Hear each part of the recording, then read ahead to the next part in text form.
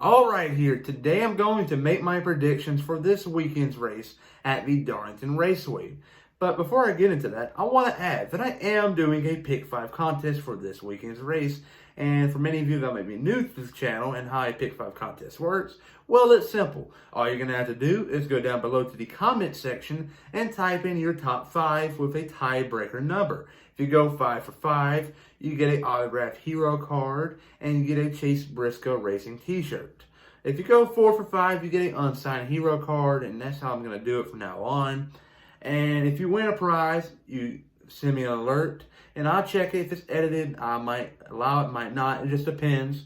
But if I allow it, all you're going to have to do, I'll send you an okay. I mean, you go to Twitter and DM me at William Blackwell on YouTube, and I'll respond to you and send it out to you. And that's if you go 5 for 5 or 4 for 5 and win a prize. But let's get started. Ryan Priest, and you're watching William Blackwell on YouTube.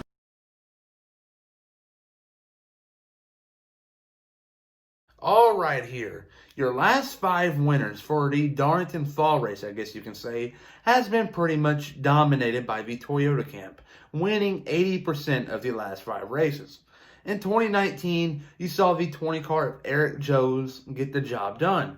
This was a big win. One, because it locked him into the playoffs, and he was in a pretty tight battle with Clint Boyer and Ryan Newman and Daniel Suarez and a couple others. But this win got him a playoff ride, or guaranteed playoff spot, and then it also guaranteed him and pretty much locked up a 2020 ride, which was pretty big at the time because he had Christopher Bell possibly going to the Cup Series in 2020, and that 20 car could possibly be a place for Bell, but that win pretty much secured Jones in the 20 car for at least another year. So that was a big win overall for Eric Jones. But in 2018, you saw the 2-car Brad Keselowski getting the job done. Keselowski was up front for majority of the day, but your leader for most of the race was Kyle Larson. But towards the end, the 22 car passed him, and the 2 passed him, and the 2 passed the 22. It's just crazy. It was a good race overall, but Keselowski won it. And in 2017, you saw the 11 car of Denny Hamlin getting the job done.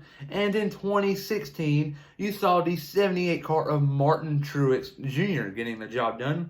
And in 2015, this was a good race. I mean, a really good race. You saw the 19 car of Carl Edwards win. This was a good race, like I said. But in 2020, your most recent race here, I'm putting it at the very bottom of my, what do you call it, notes, I guess you can say. You saw the 11 car of Denny Hamlin getting the job done on a Wednesday night. This Wednesday night race was dominated by Clint Boyer in the Ford camp, but Hamlin and Kyle Busch, I guess you can say, and then teammate Eric Jones, they were all in the front of the pack in the later stages of that race. Toyota this weekend has to be the clear favorite. But which Toyota driver is going to win? Here's my top 5. All right, here, my top 5 is based off of facts and recent momentum. But here it is.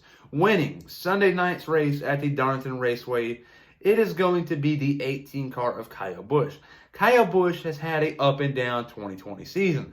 1 minute he might be running top 5, and another minute he might be running dead last. Just bad luck. But I think Kyle Busch is going to start turning things around, and it's starting with a win this weekend at Darlington. It's going to be his first win of the season. Second place is going to be the 11 car of Denny Hamlin.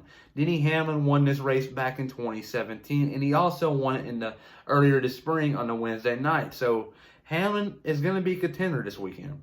Third place is going to be the 4 car of Kevin Harvick. Kevin Harvick won earlier this year, but it was the first race back from the whole pandemic. But I did not add it to the last 5 winners in the Darlington Fall Race because this was in the spring, nor was it the most recent race there. A Wednesday night race. But you get the point, though. Harvick has won here recently, but he's going to be a factor.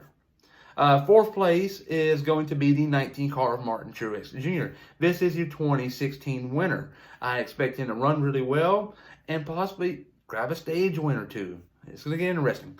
And in fifth place is going to be the 9 car of Chase Elliott. Chase Elliott made the playoffs this year, and quite frankly, I think he has a legitimate chance of winning this year's championship. He just has to get past the first round, which I think is going to be his hardest task.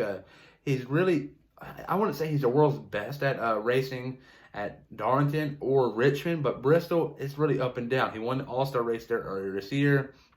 So if Chase Elliott can get past his first round, he might be possibly one of the favorites to win the championship. But those are my top five: 18, 11, 4, 19, and 9. But my dark horse for this weekend is going to be the 14 car of Clint Bowyer. Clint Bowyer, his future is uncertain, and it's all relying on what happens in this first round. If he makes it to the round of 12, it's going to be it'd be pretty much straightforward to say that Bowyer will probably stay in the 14 car for 2021.